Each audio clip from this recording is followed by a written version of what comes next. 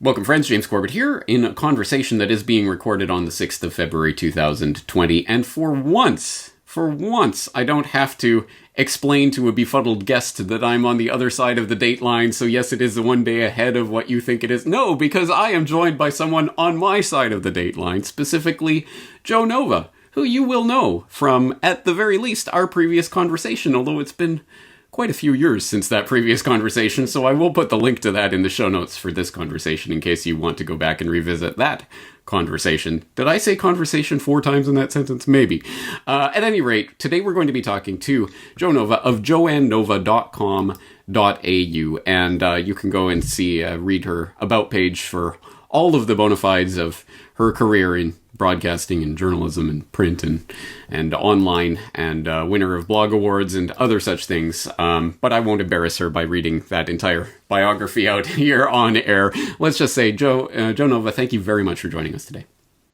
It's good to be here, James, and we do have a lot to talk about with the bushfires. Exactly right. Yes. Today we're going to be addressing the one of the major stories of 2020, at least the first few weeks of 2020, the Australian bushfires, which, as everyone around the world knows, a horrific situation that we are told, of course, by the usual outlets and the usual people, is another sign, yet more proof of climate change. Here it is, and you're looking, this is what climate change looks like, right?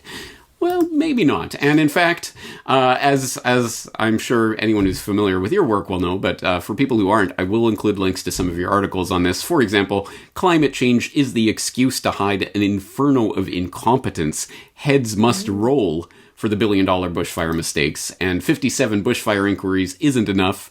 We need one more for leaders to hide behind. I think those titles of those articles give some flavor of your coverage of this, but let's inform people about what is really happening there. It has. There's been an absolute scandal here in Australia. We are a continent of smoke, as James Cook called us when he came out in 1770. So Europeans saw smoke all over Australia. It was the way the Indigenous people managed the land. Well, what we've done is utter neglect, and we've let the bush grow, the scrub grow. The fuel loads are the key issue here, not climate change. So what they don't tell you when they say, oh, we're going to get hotter, drier weather, is that we're not going to get hotter, drier weather. The central tenet of the theory of man-made global warming is actually a hotter, wetter world. And where are all the climate scientists who should be jumping up and down and pointing out when all the fire chiefs get it wrong? And the answer is we never hear from them. Well, you should know by now that global warming, of course, isn't global warming. It's climate change or climate weirding or climate emergency or climate something or other. And that means hotter sometimes and cooler sometimes and rainier sometimes and drier sometimes and more fires and less fires, more hurricanes, less hurricanes, more snow, less snow, and every other possible thing that can happen, right? Well, absolutely. More normal and less normal. And there's nothing you could name that isn't associated with climate change. And it's such a vague term anyway. We all know they picked it up because of its ambiguity. It's hard to deny climate change because you look like someone who denies there are ice ages, and no one denies that. So the whole thing becomes a name-calling pogrom with no scientific definition or definition in English that makes sense. But that is what they do, isn't it, in so many topics, distort the language. They take our tools for having a reasonable discussion, and by making them ambiguous and blurry, it becomes hard to even discuss the topic, which is where we're at in the public debate. So, yes, our media has been full, like yours, of, oh, this is climate change and these bushfires and, oh, isn't it awful? Well, where were they last year? And the answer is it's drought. And drought is the largest driver of bushfires in Australia. And when we look at the scientific evidence on that, 178 years of our rain records show, this is according to the climate scientists who are called climate expert modelers. According to them, it published only last year, 178 years of our rainfall records show no trend in droughts. So climate change isn't causing more droughts compared to what we were getting in 1850. So this, for starters, it falls over in theory and it falls over in fact. And in rainfall in Australia, that's what matters. And we may well get floods coming soon because that's what happens in Australia. First you get drought, then you get floods. And that will be climate change too, right? Well, of course, yes. Of course. So it's handy, isn't it? I mean, this is like Neolithic witchcraft. And this is what pagan witch doctors used to do 5,000 years ago. Oh, I will stop the storms. Give me your money. Well, in that case, give me your conch shells or give me your dried meat or your jerky or whatever it was that the witch doctor wanted. And I will stop the storms and hold back the tide. Well, now they just wear lab coats, and what's the difference? So, scientifically, we've been looking for evidence that climate change, that man-made CO2 is linked to climate change. You can't find it in Australian droughts. Australian droughts are linked to the ENSO patterns, the Pacific Decadal Oscillation. And as you would know, when the El Niños happen, it's wet for California but dry for the east coast of Australia. And in this case, we've had one of the most extreme Indian Ocean dipoles, meaning a particular current in the Indian Ocean, which is often associated with really bad bushfires in New South Wales. So I don't know if that throws out enough of the because I could go on and on.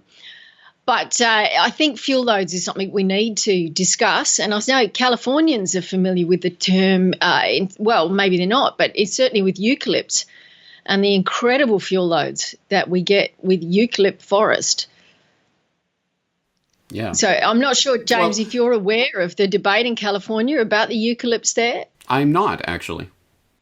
Well, they're contentious. These beautiful blue gums in California, and they are enormous, stately trees. They're gorgeous, and I love them.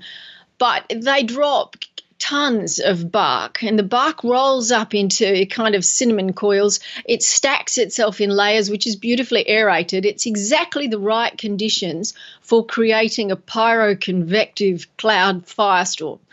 So this is what we're getting with these fires in Australia. We're getting pyroconvective storms, which means the fire is actually changing the weather. This is not just an intense fire. A highly intense fire is described as one that's 3 megawatts per metre on the fire line. So that's 3,000 watts of energy per metre on the fire line. But these fires are getting up to 70 megawatts of energy per metre. So we're talking 20 times the level of energy that we would call a high-intensity fire. So when we do controlled burns, these are cool burns or prescribed burns, we're looking for creating fires in winter for us because that's the wetter season in the south. We need fires in winter which are around 0.5 megawatt to 3 megawatts, and we don't want them bigger than that because we can't control them. There are no water bombers that can put out fires once you get them much bigger than that. And so a 70 megawatt fire is a catastrophe, which we should be doing everything to avoid because those fires are totally unstoppable. They generate winds that pull over these big trees that cause embers to strike 2 kilometres ahead of the fire line. I mean, there's no way we can, once these get going, no way we can put them out. So it seems to me the only thing we can control in a fire is the fuel load. We can't control the wind and we can't control the temperature, which is slightly important but not very.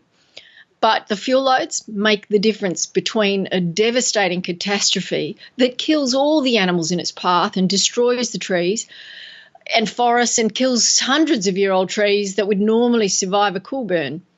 And so what we're doing is just utter vandalism of these forests, and it's entirely our own fault. And what we need to do is simply manage that land better. Presumably, this knowledge has been around for some time because this is not a new phenomenon. This is something that's been going on for a very long time. So the question then is, why has there not been the political will or the knowledge to take these types of basic precautions to prevent this from happening? Well, I guess one, fires are great propaganda for those who want to put in carbon credits.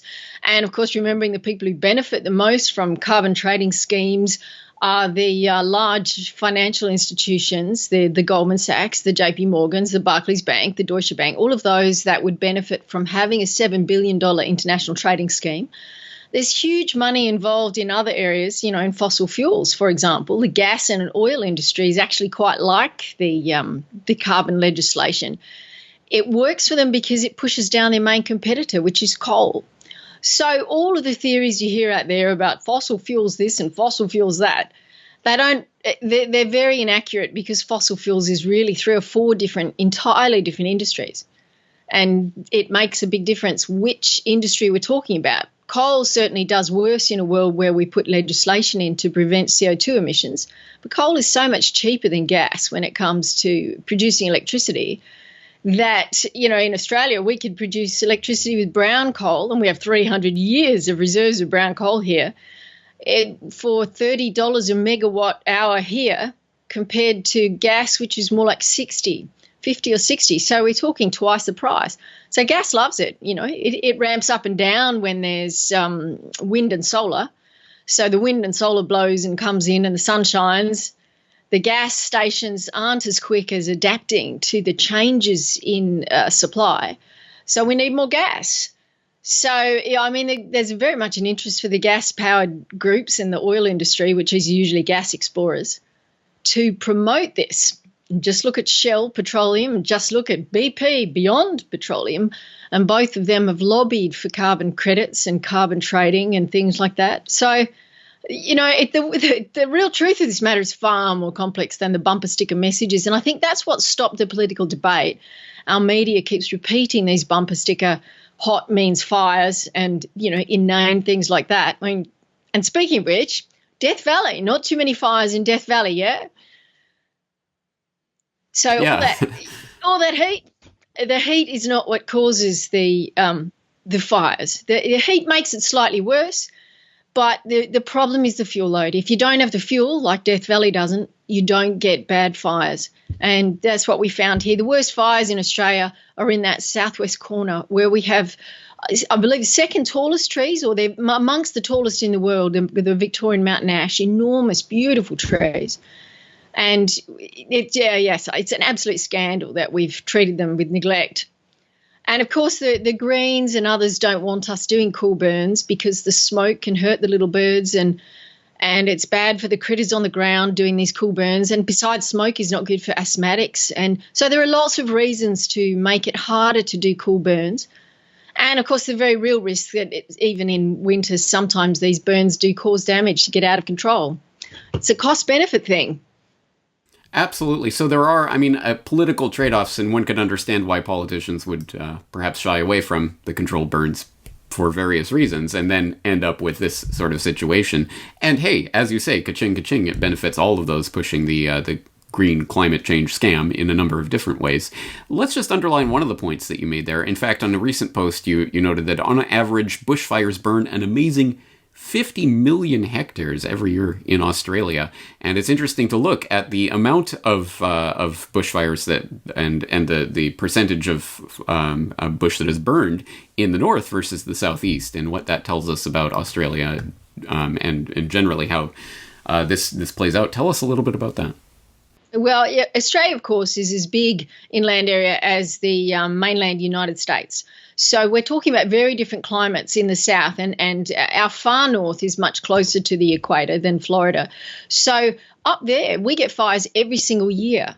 And across the top end, as we call it, the Western Australia, Northern Territory, we get millions of hectares of fires every single year. Now, the big problem this year was not in those areas, because those areas are well fuel managed, I guess. The fuel can't build up for too long. They're also dry and arid areas often.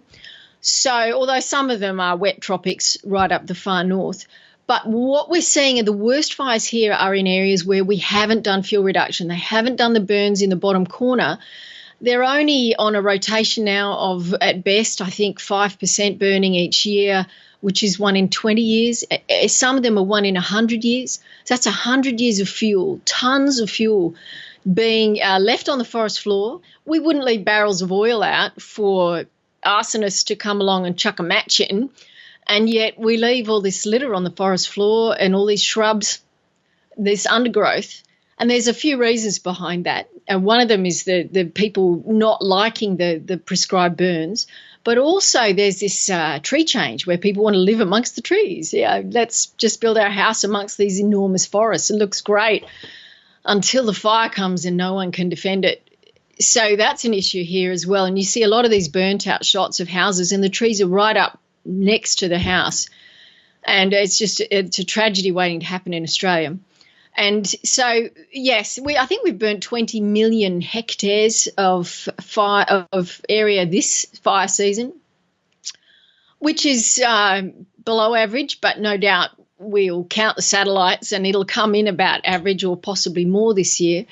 But what really matters is that fuel load in that bottom corner. That's where these fires have been unusual, unprecedented, the sheer heat. We've dumped leaves on New Zealand, apparently, and ash, because these are stratospheric pyrocumulus clouds. The energy driving these is so big, it's lifted up, burning leaves into the air and dropped them right across the ocean in New Zealand. So it gives you some idea of the forces involved. There's no water bomber that can take these down. I've heard it said water bombers are theatre for the masses. In other words, they help us feel like we're doing something. Yeah, that's incredible. In New Zealand, that's almost unimaginable. Yeah. So that gives us a sense of the scope of the problem. So the question is ultimately about the solution. If you were made dictator of Australia tomorrow, what would be your 3-step plan, or whatever it is, 1, 2, 3, to deal with this and make sure that it does not happen in this way in the future? Well, at least the fire risk is going to be reduced in Australia for the next few years, thanks to Mother Nature's version of prescribed burning. But we don't want to repeat that. So we need to instigate prescribed burning again at a level which is probably 1 in 10, so that no more than 10 years goes by without an area getting a cool burn. And these cool burns are very different. We're talking of 1 megawatt fires, a 70th of the strength of these.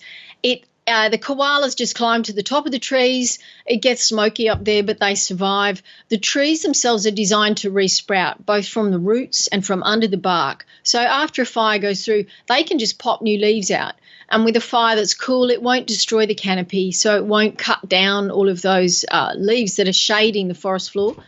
So we need that immediately, but also to allow people to graze animals in these forests is useful, because reducing the hazard is not just about going in there and burning. It's about allowing people to selectively log.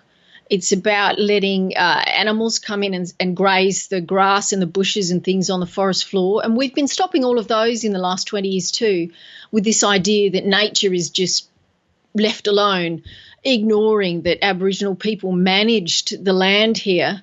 It's a real put down actually on the Indigenous people to suggest that they did nothing and didn't manage these forests so actively. And yet the same people who say we should adore them and listen to everything they say are the ones ignoring what they did for thousands of years, which was burn, burn, burn. And apparently they lit fires frivolously all the time, and even in summer, and they could afford to do so because they never let the fuel load get so high. Lessons learned. So this is really the question then. How far away is the discussion that we're having here about prescribed burns and what needs to be done from the discussion that's taking place in Australia right now? How likely is this to be done? Well, the great news is, we had enormous fires here in 1994. We had enormous fires in 2003. We had them again in 2009, killing hundreds of people in Victoria. We did it in 2013. We're here again. So you can see we get big fires. And at least this time, for the first time, I've seen discussion of fuel loads and prescribed burns, hazard reduction. So things are different this time. I'm sorry that overseas all you're hearing is the climate change message, but I would estimate that some of our major news outlets here are finally talking about fuel loads, and half of the political spectrum has got onto it. They say land management now. So that's really encouraging to me that things have moved forward, mainly because the other side of the debate has been milking this, exploiting this for the climate change propaganda angle. Paradoxically, that may have pushed the conservative half of the debate into looking for a solution and coming up with and being able to, I guess, research the issue enough to say fuel management. So, I'm encouraged that we're getting somewhere on this at the moment, and that Scott Morrison, our Prime Minister, is talking about land management. We have massive climate action that we don't need we've installed more renewables per capita in the last 2 years than anywhere in the world, 3 times as much as in the US per capita in terms of watts. So we're nuts when it comes to wind and solar. So, and that obviously didn't stop these fires. So No. as I keep saying, how many solar panels does it take to stop a pyroconvective storm? 70 megawatt storm, yeah. Yeah. Yeah, absolutely incredible. Well, it is good to hear that conversation is at least taking place and being broached now. Although, yes, it certainly is not making its way into the international media, which is concentrating on the climate change side of this. So it is good to see that that's at least broaching the public consciousness there in Australia. But people around the world are concerned, obviously, by the horrific things that the images that have come out of there. For people who are compelled to try to offer some sort of aid, some sort of help to the people in southeastern Australia, what would you recommend? There are lots of GoFundMes and private donations. I would be much more tempted to donate direct to people who need it rather than the institutions, which is a sad statement, but I guess I've lost faith in most of the long-term institutions and their ability to deliver it where it needs. As you've probably seen in the US, so many charities end up, their biggest donor becomes government agencies, so they end up repeating the government mantra and supporting the same groupthink. So I prefer to donate to the small independent ones to try and help people. And you know what? We still have a lot of forests. We have beautiful beaches. We have a great reef. Come down to Australia. Use this as your excuse for a holiday you always wanted and come and visit us, because our tourism industry really needs the help, and there is still so much good things to see and places to be. And the stories that you're hearing and seeing and the images you're seeing are not all of Australia. We've had stories of people cancelling their visits to Western Australia, for example. We're 3,000 kilometres, 4,000 kilometres away from where those fires were. And we've had a very normal, ordinary fire season here, and yet people are cancelling their holidays. So our tourism sector is really suffering, and that'll it's like help. when I lived in Alberta in Canada and people would be coming to visit. Oh, I'm going to Toronto. Will you be around? It's kind of the other side of the country. I don't think you realize how far away that is. Yeah, I understand. Yes, well, there are legends.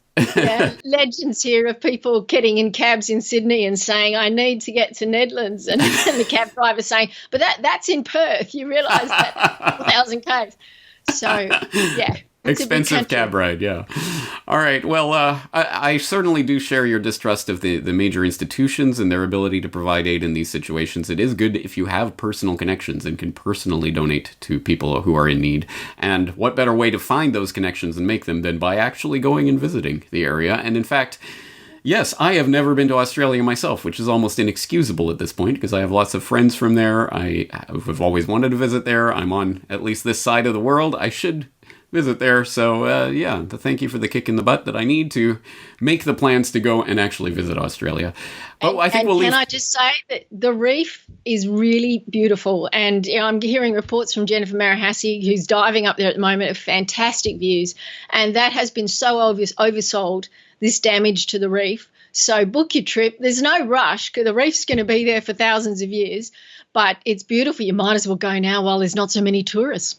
It is the best time. I'm sure you can get some discounts. Well, all right. Well, let's keep this in mind. I think we're going to leave today's conversation there, but as I say, I'll put links to all the articles we talked about and to your site in general so people can check out your ongoing coverage of this and other related environmental issues and others. Thank you again for your time. I really appreciate it.